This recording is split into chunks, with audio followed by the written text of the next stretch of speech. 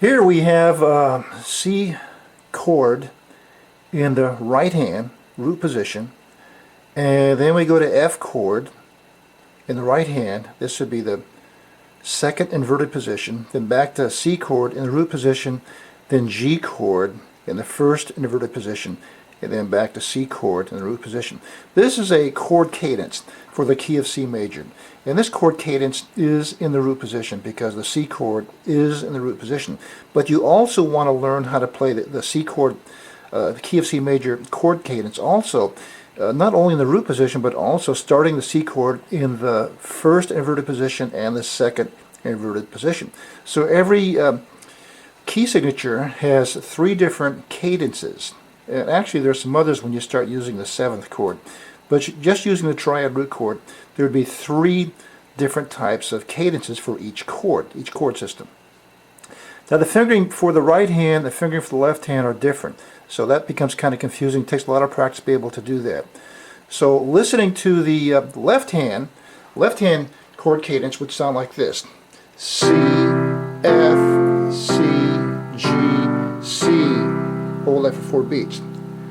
Now the right hand chord cadence is going to be a little bit different. It's going to sound like this. C, F, C, G, C.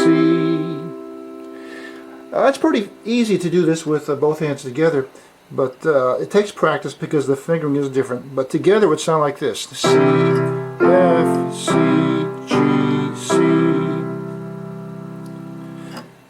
Now let's take a look at this at the keyboard itself. Let's look at the left hand first. The left hand, first chord is C major in the root position, so you have your pinky on C, middle finger on E, thumb on G. So that's the first chord in the chord cadence for the key of C major. You get C. Now you're going to use different fingers when you go to the F chord. When you go to the F chord, keep your pinky on the C, but put your left hand index finger on F and your left hand thumb on A, and you play F chord.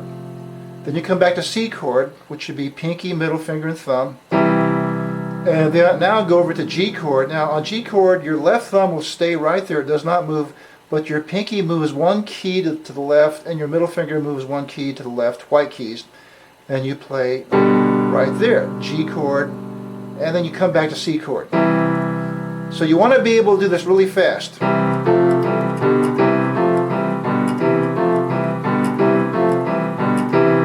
Okay, that's the left hand.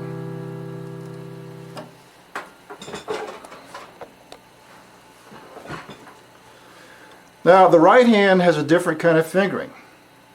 Similar motion but different fingering. C chord in the root position, thumb on C, middle finger on E, and pinky on G. So that's the first chord of this C chord cadence.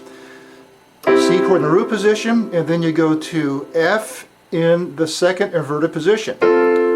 But in this time, when we play F, our middle finger is going to be on F, and thumb is on C, and pinky's on A.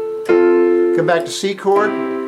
Now when you go to G chord, this will be G chord in the first inverted position. Thumb is on B, index finger on D, and pinky on G. Come back to C chord. And you want to practice this over and over again. You practice this until you can play it really fast. So you want to practice this until you can play it really fast.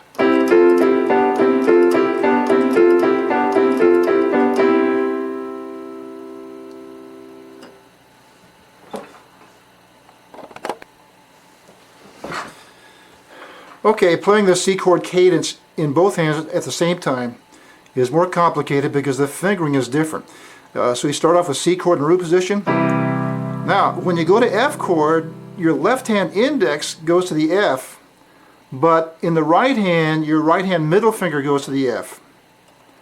Play your F chord, and then you come back to C chord.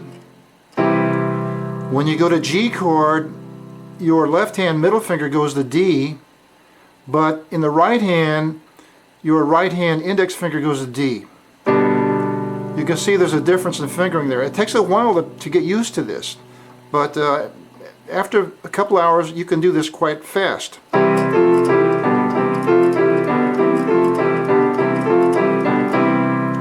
So that's the cadence for the key of C in the root position for a C major chord.